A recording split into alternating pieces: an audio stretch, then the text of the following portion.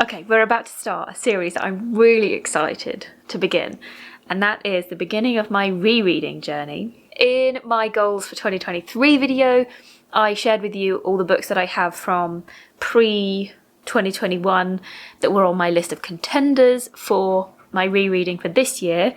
I'm aiming for no more than one book per month. It may be less than that if I come across a particularly long book, but I don't want to rush anything. The whole point of this is to slow right down and to really embrace the book, to go deep, to explore themes that I find. Yeah, I just really want to slow down. So what I've done is I bought myself a pretty new notebook. This one has very pretty golden edging. I'm going to start my rereading journey. So the first book that I'm rereading is I Capture the Castle by Dodie Smith. This is a classic, and I'll talk more about that in a minute because that was a surprise to me. But the reason I wanted to start with this particular book is because this is the only book on my shelf that I've ever reread. I am not a rereader, I've never done it before particularly, but this is the one book that I have, and I've also seen the movie. I think this will be my third or fourth rereading of it. And I would say the first couple of times that I read it, I didn't realise it was a classic. I didn't realise it was published way back in the 1940s. I just thought it was really good historical fiction. And I think the reason I thought that is because the writing is very accessible. It doesn't feel like classic writing to me. So yeah, I think it was only the last time I read it that I actually decided to check the publication date and see when it was published.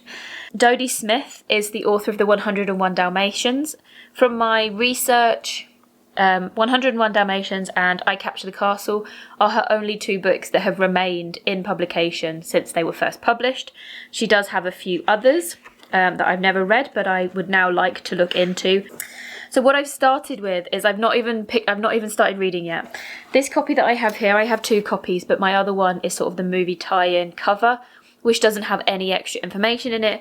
I found this in a charity shop, which has a wonderful introduction from Valerie Grove, who wrote the biography of Dodie Smith.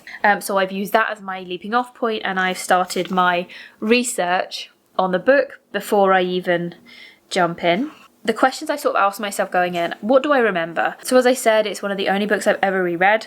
And I just remember it being such a comforting read. I even gave it to a friend who was going through particularly bad times with her mental health, and I just wanted to give her a piece of fiction that wasn't challenging, that was just going to be something that she could escape into, and that's how I felt about the story. But at the same time, it's always felt like a really engaging story. Like, I've always wanted to read it. I've never felt like I could put it down and come back to it in the middle of the story. Like, I always wanted to keep reading it. So we have two sisters living in a castle that they've rented off of local landowners. They are, however, very poor. They can't afford their rent. They can barely afford food. We follow through this journey of starting where they have nothing and they're literally worrying about whether they're going to be able to stay in their home as they start to gain more money. And the theme of money, I now realise, looking back, was a big theme. Like, obviously it was always there, but I don't think I recognised it as much. I think before I've always read it from a very superficial level, from a very much enjoyment-based level rather than a thematic level. So this time I'm really excited to go into it more with these themes in my mind. So yeah, so we start from this place where they're really poor, and then these half American landowners come back, and a relationship builds between the sisters and these two brothers, all the time with this idea of money and this worry about money in the background. The story itself is split up by notebooks, so we start with Cassandra writing her diary in a very cheap notebook given to her, someone she knows, and then each subsequent notebook, so it's split into 3 notebooks. Each subsequent one is more expensive, and the price of the notebook is placed as the introduction to the new chapter, the new section. So I then wanted to write a little bit about Dodie Smith and the act of writing I Capture the Castle. So Smith wrote 5 novels, 4 autobiographies, and 3 children's books. But I Capture the Castle was her debut novel, and it's the one that she agonised the most over. So after writing it and finishing it, I think in 1947, she then spent 2 years editing it down, rewriting sections, and just agonising over it before it finally got published. She even created a 100,000 word notebook where she mapped out everyone's storylines, everyone's characters, even down to the household pets in the story, to make sure that everything flowed and everything felt real. Like, the level of dedication to that, the level of detail is brilliant. And I have to say, many of the books that I have read in the last year, I often think about them in terms of how much effort the author has put in. Sometimes it's really obvious. So, for example, when I was reading The Seven Deaths of Evelyn Hardcastle, afterwards I just couldn't help marvelling at how much effort must have gone into making sure each character's storyline intersected at the right point, and how each of them had to be fully fleshed out, because otherwise the story just wouldn't work. I like to imagine Stuart Turton in his study with all these like string lines crossing from one character to another with plot points. So yeah, the level of dedication that went into I Capture the Castle seems to be absolutely phenomenal. And because I haven't read it for so long, I think it's been 7 years or more since I last read it. I can't really remember, but I think it really shows in the fact that I have been able to reread it, and the amount that I loved it even before I really cared that much about literature in this way. I think that really shows.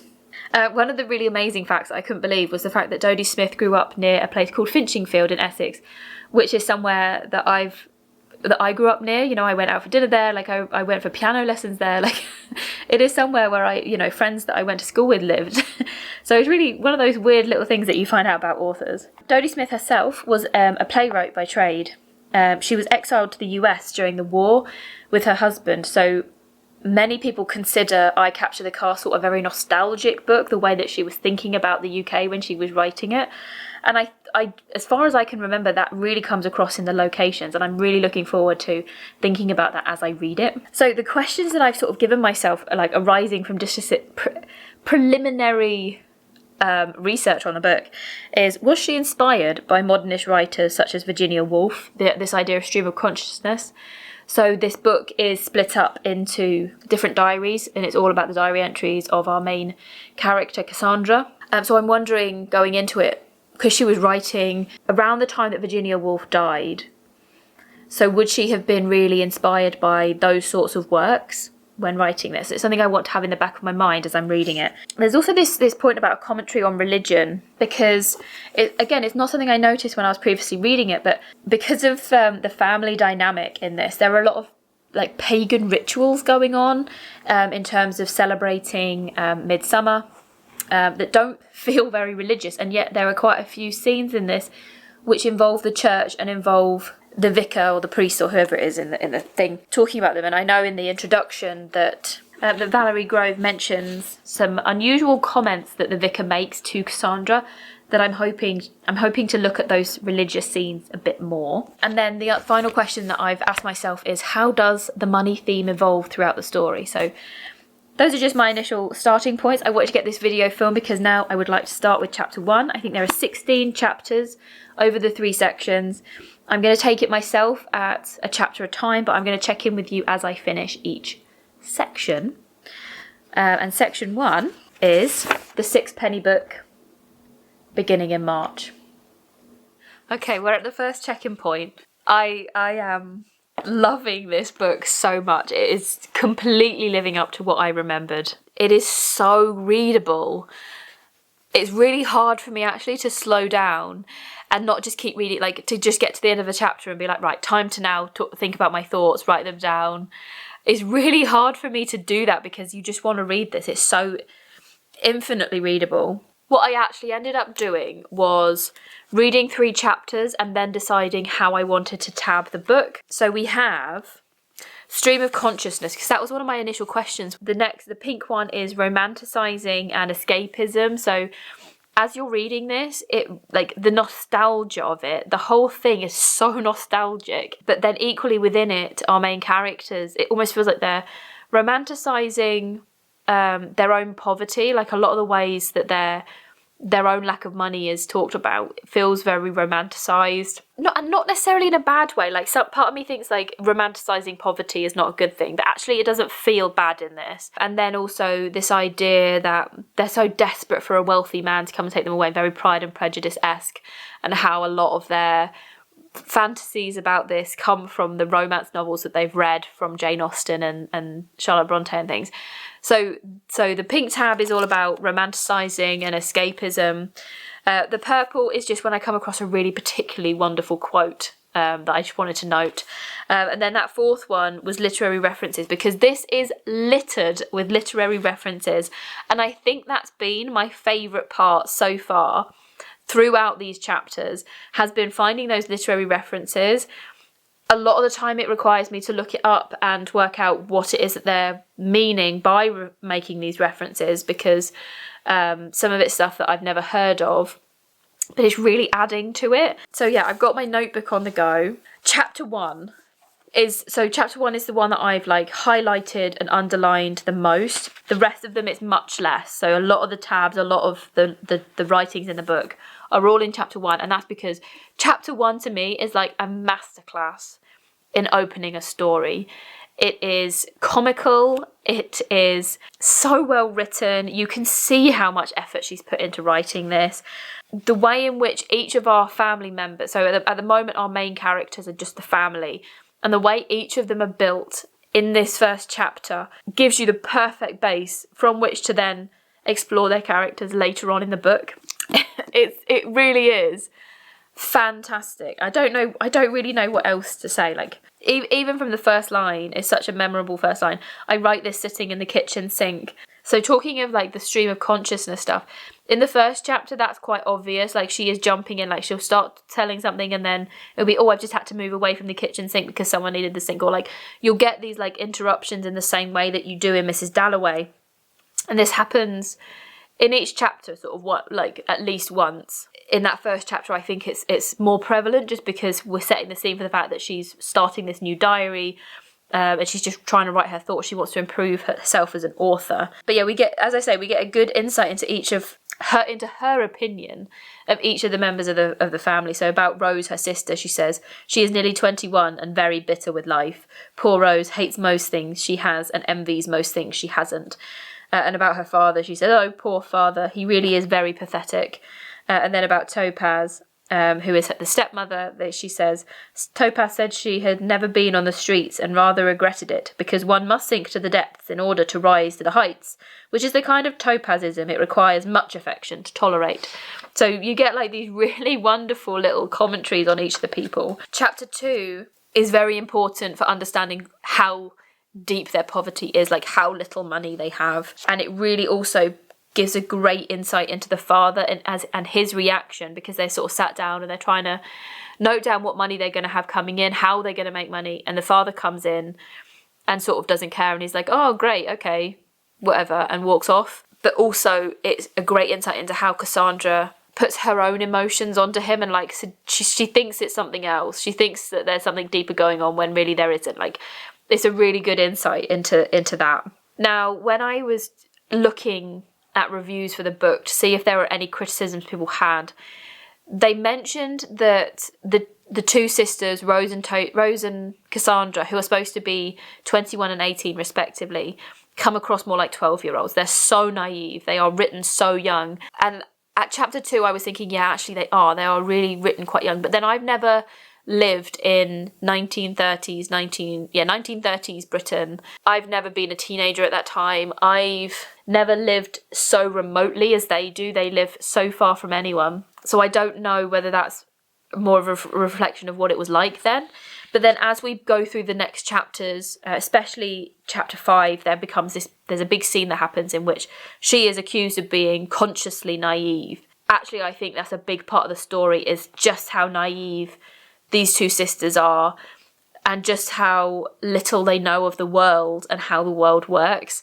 I think that's a big part of the story. So those criticisms of how they read, I think, are not that well founded, actually. Yeah, so in this chapter, there's the question arises as they're lying in bed.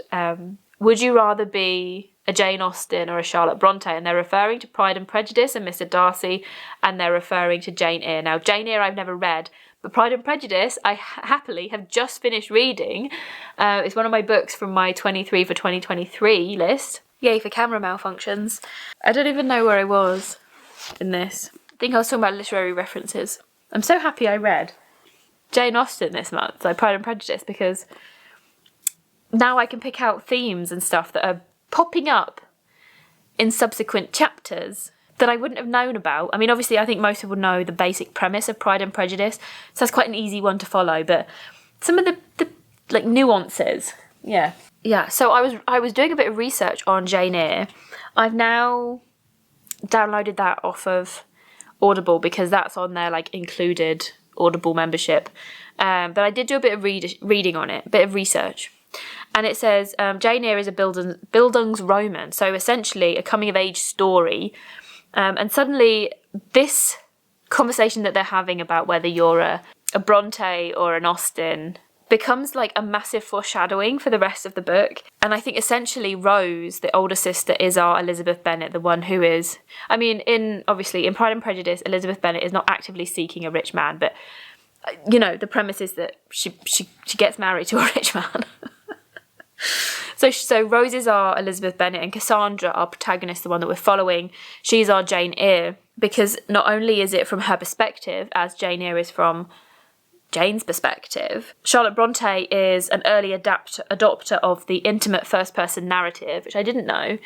That was just something I found when I was researching, but also that Charlotte Bronte has been considered a precursor to James Joyce, who wrote Ulysses and Finnegan's Wake, and Cassandra's father's book in this story is supposed to be, as from what I can understand, it's supposed to be a bit of a James Joyce style book. And I think from the research I've done on James Joyce's works, I think it's supposed to be like Finnegan's Wake. There is a section in here, they're talking to the Americans about her father's book, and it says, Neil, you remember Jacob Wrestling? Neil said, yes, of course, he was splendid. By which I knew that he thought Jacob Wrestling was the name of a character in the book, instead of meaning Jacob wrestling with the angel, as it really does.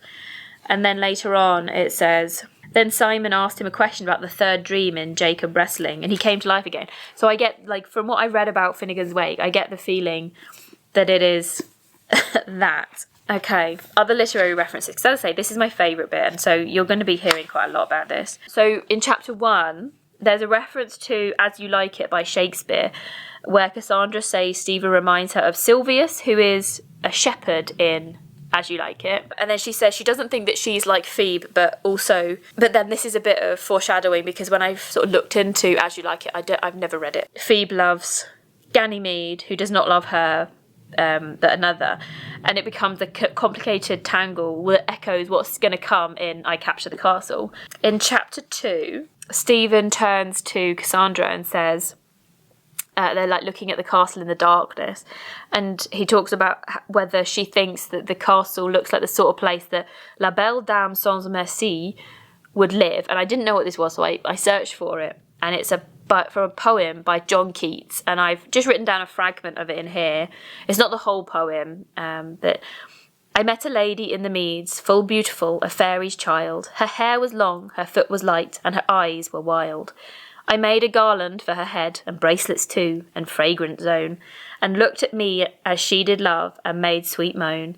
I set her on my pacing steed, and nothing else saw all day long, for sidelong would she bend and sing a fairy song. Now that poem has a couple of meanings that I've sort of brought up. So number 1, Stephen referencing this could be a reference to how Cassandra brings him both happiness and sadness, because the poem is about a love that brings both misery and joy. And then from the fragment that I've copied, it reads like a classic fairy tale, a fairy tale love story, and that is very much, as I say, romanticising everything is like a theme in this book. So yeah, those two like readings of that poem were quite fun to do.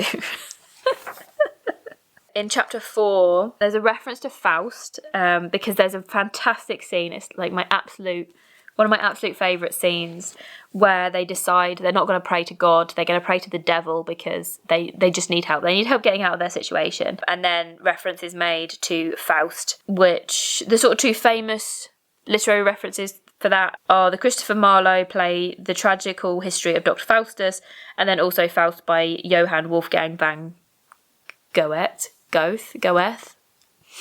Never read. Yeah, who famously made a deal with the devil to stay young. And then another reference in chapter 4 is to The Fall of the House of Usher by Edgar Allan Poe. I have this absolutely flipping enormous copy of the complete works of Edgar Allan Poe, which I DNF'd because I wasn't getting on with his writing, but I kept it for a rainy day, and it has The Fall of the House Usher in it. There was a couple of sort of things, because in the book it's about this girl who's got green arms because she's been dyeing stuff.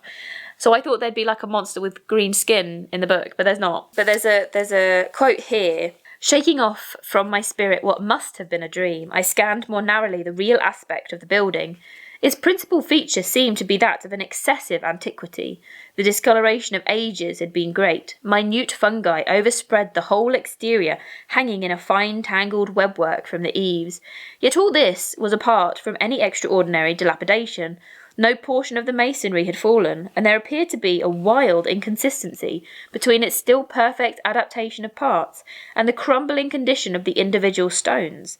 In this there was much that reminded me of the specious totality of old woodwork which has rotted for long years in some neglected vault, with no disturbance from the breath of the external air. Beyond this indication of extensive decay, however, the fabric gave little token of instability. So I felt like that was a really good description of the castle as well in the book. Got the feeling that that's how these American brothers who they're getting their first glimpse of the castle see the castle in its dilapidated antiquity. But then equally, because they've also just witnessed Topaz, the stepmother, communing with nature naked on the far hills in the rain in a thunderstorm, and they think they've seen a ghost. It could also be a reference to the fact that in The Fall of the House of Usher, when they first see the house, it feels very spooky and it's all these scary, spooky feelings. So it could be either of those. You never know. But the final scene in chapter 4 makes me think of a pre-Raphaelite painting, and it just so happens, like randomly, my grandmother-in-law found this mini book of poetry that she showed me, a really old book of poetry that was 5 poems by Dante G. Rossetti, who was also a pre-Raphaelite painter. Maybe this helped with why that picture came to mind, I don't know. But then I started looking up Rossetti and realised that he was part of the pre-Raphaelite Brotherhood, and there's a picture that he's done, which I'm going to show, that really just captured the scene. I'm going to attempt to sing you Greensleeves. Wait a sec. Okay, here's the scene. Hello, tell me some more about your legless stepmother and the rest of your family. Have you a sister who plays the harp on horseback or anything? Which is basically a reference to this painting. Just then, Topaz began to play her lute upstairs. She must have slipped in at the front door. The young man began to laugh. There she is, he said delightedly. That's not a harp, it's a lute, said the bearded man. Now that really is amazing. A castle, a lute, and then Rose came out onto the staircase. She was wearing the dyed green tea gown, which is medieval in shape with long flowing sleeves. She obviously didn't know that there were strangers in the house, for she called out, "Look, Cassandra!" Both men turned towards her, and she stopped dead at the top of the stairs. For once Topaz had her lute in tune, and she was most appropriately playing Greensleeves. Greensleeves being a very old English folk song from the 1500s. Now, I don't want to get into any copyright things for current people who are playing it, but it's the one that's like do do do do do do do do do do do do do do do do. Yeah, Greensleeves. So that whole scene, and then I had this picture of this pre-Raphaelite painting. Rose has red hair, so it all fits, and like there's a harp in it, and yeah, I've so insanely loved doing this. See you soon. Okay, I've now finished the second section. My tabbing has slowed down considerably in this section, although still quite a lot though. I still feel like it's... Anyway, a lot of different decisions have been made during this one. And I think this is a big thing, is that I'm learning how to read closely. This is my first go at it. I've never done this before. And so some of the sort of decisions I made going into the book, I've now changed and gone back, and I've removed some of the tabs from earlier, changed some of the themes that I wanted to follow through the book, which I'll explain to you in a minute. So as we come into the second section of the book, we've jumped forward 6 weeks. She's writing in her new notebook, which was a gift from Stephen, who has started working at a nearby farm, and he is the only person in their household earning any money, bringing anything in, despite the fact that he's not actually related to the Mortmains. He's just the son of their former maid, housekeeper, whatever. He obviously is he's romantically interested in Cassandra. That's why she gets the gifts, but she doesn't reciprocate his feelings, essentially. Chapter 6 is quite an iconic one because the girls, an aunt of the girls who they don't really know has died and left them her wardrobe. So the girls need to go into London to go and collect all these clothes to bring back home. And at the end of the scene, there's a really funny scene at the end of the chapter where they have these fur coats on, and Rose is wearing one that's made out of like a bear or something. But she does, and they notice that Simon and Neil are at the station. They don't want to be seen, so they try to escape without being noticed, when what actually happens is they end up getting mistaken, or Rose ends up getting mistaken for a bear and running off into the fields, and then everyone goes chasing after her with like pitchforks because they're terrified that there's a bear. But it ends up being like this proper like fairy tale damsel in distress moment, in which when they realise what's happened, when Simon and Neil catch up with her and Stephen and she explains, they then pretend that there really was a bear and that they saved Rose from the bear and he carries her back in his arms, you know, as the, oh, damsel in distress. I love how Dodie Smith is making this, like, first of all, this questioning of these poetic feminine displays of romance, but then actually sometimes it's playing into those same thing. I just love how that's being played off against each other. But this whole section, I will say, is a lot more action based. A lot more stuff happens. The plot moves forward a lot quicker, where section 1 was very much more of an exploration of them and their lives and the level of their poverty, which I think works absolutely brilliantly. I think this is an absolutely amazing book. So we moved into a much more action based set of chapters. We get to chapter 8.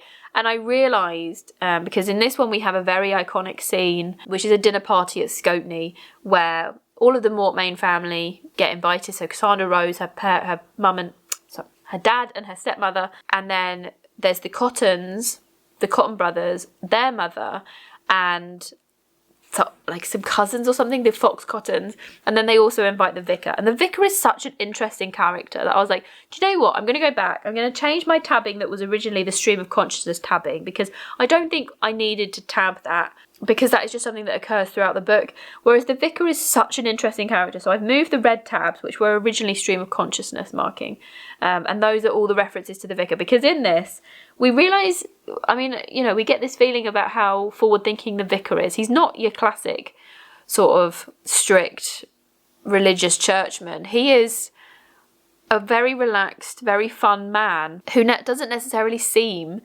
very religious. Like, there's one point where they say, I think it's Thomas and Stephen are discussing, and they say that they don't think that the vicar even believes in the devil. Yeah, so he's just become quite an interesting character. And in this he is as well, because he picks up a dirty book, which Mrs. Fox Cotton was reading. And there's a fun line in it where he says, where Cassandra says something like, oh, Mrs. Fox Cotton says that's not a book for little girls. And the vicar replies, no, it's not a book for little vicars either. But he's sat there reading it. So just found him a really interesting character. And this chapter really shows how Dodie Smith is questioning American sensibilities and habits and British ones and British values. And in this scene, they're sat down to dinner, and so habits around who gets served first, who does what is questioned, and big discussions happen around what should be going on there. So that's quite a fun scene. I'm still tabbing all the literary references. I just won't go into them all because I feel like they're a bit less important. I don't know how, like, I think in the first bit it really told you a lot about characters. And I have to say, actually, I mentioned in the first one, Jane Eyre, Jane Austen and Charlotte Bronte are sort of two key literary figures that get played off against each other in this. And so I found Jane Eyre on audio, so I'm now listening to that. I'm about halfway through Jane Eyre, so there's little bits that I'm picking up that I wouldn't have necessarily picked up just from the pure mention of some sort of literary figure. So, for instance, in chapter 9, Cassandra says there's nothing worse than burnt porridge, and I didn't realise, but even that, just that little thing, is a reference to Jane Eyre, because that's something that happens in the school section of Charlotte Bronte's book. So yeah, there's little things like that I'm now picking up on, which is nice. And then we have chapter 10, which is another really iconic one, in which the father accidentally invites, he not thinking, he invites the Cottons round for dinner. And then they have this massive panic because they've got no furniture on which to sort of seat everyone. They've got no food except for the hams, which the Cottons have kindly given them. So they have to work out how to do this. But it becomes this very romantic scene, which culminates in Neil and Cassandra going for a swim in the moat around the castle, leaving Rose and Simon alone, and in which Simon then proposes to Rose. So yeah, it's a really iconic chapter, and one with some really beautiful imagery, especially around swimming in the moat. And this was another one where I decided to change some of my tabbing. I added an extra tab in, so there's now like a green one in there as well, which there's like a quote in the book where it says, Simon was marvelling that the heavy stone steps could curve so gracefully. That this whole section is about building the romantic ambience for Rose so that to hopefully prompt Simon to propose to her. And this made me think, do you know what?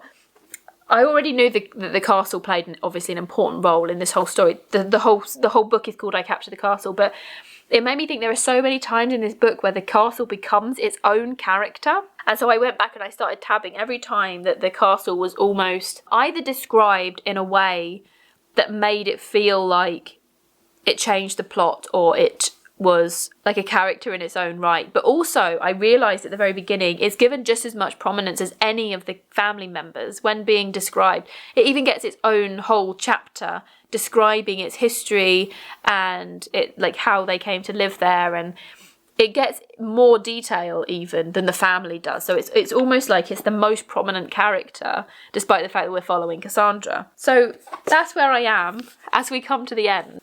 I will say, I've still got a bit to read, but one thing that has sort of flagged up in my mind, I was trying to think of like comparable books, like books that I would recommend if you liked this, or that you should read this if you liked those. Most of the books set around the same time heavily feature either World War, either talking about the effects of the First World War or talking about the general sentiment around the build-up to the Second World War. This has not mentioned the war at all, either war. I'm not sure why. Like, part of me thinks, well, they're in a very secluded rural location, and, these two girls, perhaps it's not, they're so stuck in the past with their, Jane Austen and Charlotte Bronte, but would the dad have been too young to have gone to war? Why was he not involved in the war? Why does no one in the town seem to be mentioning any, antagonism? Because they're in the 1930s, and throughout the 1930s, Hitler was rising to power. So I don't know. Like, is it a purposeful omission, or I don't know. But yeah, that was just one thought that came to mind. Hello, I'm just in the process of editing this video, and I'm very aware that I'm wearing the same outfit that I was in part one of filming. But I just wanted to jump in about this idea of the absence of the war, because I've actually been using I Capture the Castle for a project that I'm working on for school, for university. So I'm actually doing a lot more research. So I've been reading Dear Dodie, The Life of Dodie Smith, the biography, which is by Valerie Grove, who did the introduction to the book that I'm reading. So I have learned an awful lot more about Dodie Smith's life, about her exile to the US, what that meant. And I have learnt that the reason why the war is not included in the story is because Dodie didn't feel like she was qualified to talk about what Britain was like around the wars. She felt that if she tried to include the war, that it would not go down well with her readers, that she didn't understand the sentiment around that well enough, and that it would come off as contrived. So there is a reason why it's not included, and that also for many writers writing around that time, they tended to exclude it because they wanted to evoke a nostalgia of Britain as it was before the war, before all the changes happened. So yeah, I'm learning quite a lot. I have also been reading for my research this book that's about the feminine middle brown novel from the 1920s to the 1950s, which I Capture the Castle falls into. And basically it's this idea of fiction that is predominantly read by women, written by women, about issues that affect women. So on the front of this it says class, domesticity and bohemianism, and this idea of the middlebrow novel, often used as a derogatory term, refers to the fact that it falls not quite in highbrow culture, you know, like the James Joyce, Ulysses type literature, Virginia Woolf, but it's also not lowbrow, you know, tear your clothes off romance. So it's like this idea of fiction that falls somewhere in the middle, with some harder hitting themes that might have pushed it up into highbrow, but equally this really readable fiction that's mostly consumed by women who are members of book clubs, and book clubs were the primary buyers of these books from the publishers. So things that, I mean, they even reference like newspaper book of the month clubs. I think it's the sort of fiction that would probably be classified as the stuff that would go into the Women's Prize for Fiction.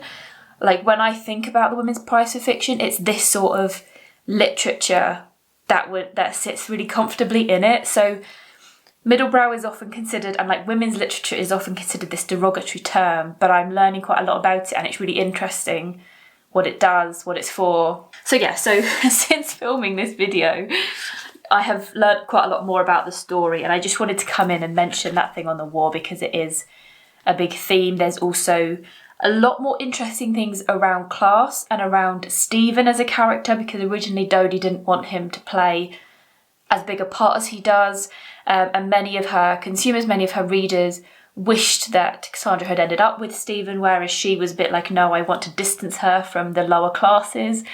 So whilst not necessarily good, it's very interesting to see these extra bits playing out as well. So I just wanted to jump in and mention that, because I think I'll be mentioning I Capture the Castle in future videos once I've finished this project and submitted it. And this is another like joy that's come out of this close reading, is that it wasn't intentional. It just happened that the project I need to do, the themes that I'm supposed to be writing about, relate so much to I Capture the Castle that it just made the perfect text like thing to discuss for the project, which is just another joy. We finished. It took me about 6 weeks, and I want to mention this because we got towards the end of January and I started to feel this pressure to make sure I finished the book by the end of January, because I wanted to like fit it into a neat little month and have it to be a little monthly project. And I had to remind myself, because I was only about halfway through the book by that point, I had to remind myself that I'm doing this for fun. I'm doing this because I want to read closely and not because I want to read as many books as possible. So I had to almost give myself a bit of a slap around the face and say, slow down. It's fine. It doesn't matter. You're like, no one is setting a deadline for you except you. So I slowed down, and it's taken me to about halfway through February to finish I Capture the Castle. So this third part of the book is, she's writing in the most expensive notebook that she's received from Stephen. It's a wonderful gold foiled leather-bound notebook, and she's received a gorgeous fountain pen. But she says that she actually finds it harder to write in this notebook because it's so fancy. It almost stunts her creativity and what she wants to write. And that really draws into the theme that's been throughout the whole book about how she romanticizes her poverty and how she wonders whether wealth will bring happiness or not. But this section is very much Cassandra throwing off her innocence. We open in a chapter in which she's doing things like feeling the temptation to sunbathe naked, and carries that out, which she never would have considered before. And the way in which it's written really makes it feel like it's a casting off of youth and of her growing up. There is a scene that happens in this first chapter where she's getting ready for the midsummer ritual, the midsummer celebrations that she always had with Rose. Year on year, they would always carry out the same rituals together. But the last year, Rose didn't want to do it with her, and she's worried that this is going to be her last year. She has a feeling deep inside her that this is going to be her last year of doing this, because she feels like she's getting too old for it. And while she's doing it, Simon turns up, and Simon and Rose are now engaged. Rose and Topaz are off in London getting ready for Rose's wedding, getting her some new clothes, because they're so poor that they've literally had nothing. And Cassandra has stayed at home to look after her brother Thomas and her father. But yeah, Simon arrives while she's carrying out this ritual, and they end up having a chat. She ends up going back to his fancy house, Scotney Hall, and dancing with him and listening to a wireless, and they kiss, even though he's engaged to Rose. And so this is a very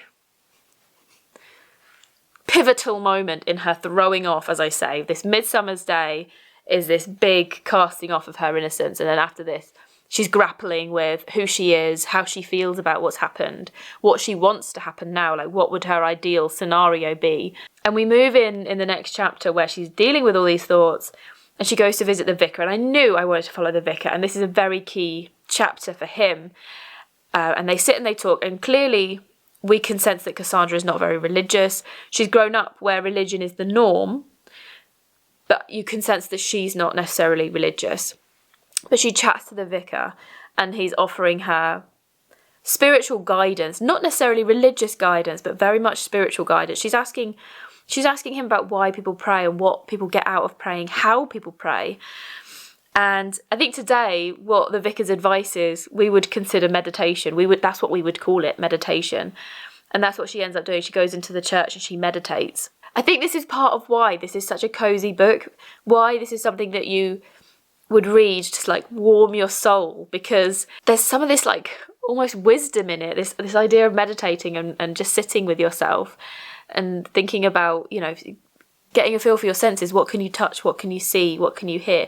Like there's like this sort of wisdom in it, even though it's still a story and there's still these dramatic things happening. It is very much like life guidance. It's lovely. And then the other thing that I really wanted to mention is there is a chapter in here, not sure which one, where Stephen is with Leader Foxcotton taking pictures, and Cassandra goes to have lunch with them, gets to the house where the studio is. And I would say this section is about us getting to know Leader Foxcotton a bit more. Up until this point, our opinion of Leader Foxcotton has been a negative one, because we're looking through Cassandra's eyes and she is quite jealous. She doesn't like the attention that Leader is giving to Stephen. So Leader has been portrayed as quite a slimy, greasy. She's like literally physically described as being greasy, like but just like this not very nice presence in her life. But in this chapter, we are starting to unearth a bit more about Leader. Now, the thing that's sort of popped up in my mind here is that there is the description of a scene in which they're in Leader's studio, and she has a full-scale portrait of what is described as a Negro. Obviously, that sort of language immediately calls me up. I think it does anyone these days reading literature, to say, right, what's the intention here? Why is this language being used? Is it something negative? Like, is it something that we should be concerned about? Because I don't think it's right to say discredit an author on the basis of this language being used when that was the common parlance at the time that it was written. I only think we should discredit an author if it's being used in a derogatory way and if it's part of a wider discriminatory way of speaking. And so I sat with this scene for a little bit to think about what was going on, why this language might have been used, and what the connotations are. And I do believe that in this case, it's the only case in which colour is mentioned in this book. So whilst that doesn't make it very good for representation, this was written in the 1940s and I think published in the 1950s. I don't think it was as common to see representation from when written by a white person. So that's not necessarily something that I would discredit it for. Also, the terminology was common at the time. It was just a way of describing a person. So whilst now we know it to be not a great thing to use, at the time that was what was used. So again, not in itself a problem for me. And then I was thinking about the way in which it was set, and all it is used is as a way to describe the person, rather than, she's not offended by the portrait being there. She is also at that point describing Leader in a way which makes her more forward thinking. So Leader is coming to be seen as a modern woman, someone who runs her own business, who has modern sensibilities at this time, which is very much in contrast to how Cassandra has been raised to look backwards. So throughout this, all the romance and stuff has been based on, 18th century novels and 19th century novels rather than current day things. Like, there's a big theme in this book, and Leda, I think, is being placed as someone who is much more modern. She is a woman making her own way in the world. She is a woman with forward-thinking sensibilities. And so the fact that she has this giant picture of a black man in her office, in her studio, I think is showing her to be a modern woman rather than it being a negative thing. Does that make sense? So I'm not, discrediting Dodie Smith simply for the use of the terminology. It was common parlance at the time. I think I wasn't alive then. Yeah. So I think that's where I'm going to stop, because this video is going to be so long. And you don't need to know every single tiny thought that I've written down, but I think those are some key points, and I think this was an excellent book to start with. Obviously this is the first book I've ever done this sort of close reading with. It's a skill that we're practicing at university now that I've started this new semester. We're doing close readings. So it's something that I'm going to get better at. I don't think all books need to have quite this many tabs, but it's practice, isn't it? This is the first time I've done it. Yeah, the next book is going to be Far From the Madding Crowd by Thomas Hardy. I just feel drawn to it. I feel drawn to doing the earliest books at the moment. So Far From the Madding Crowd is something I studied for GCSE back in 2009, 2008. Yeah, so a long time ago. Hated it at the time. We'll see how I like it now. See you soon.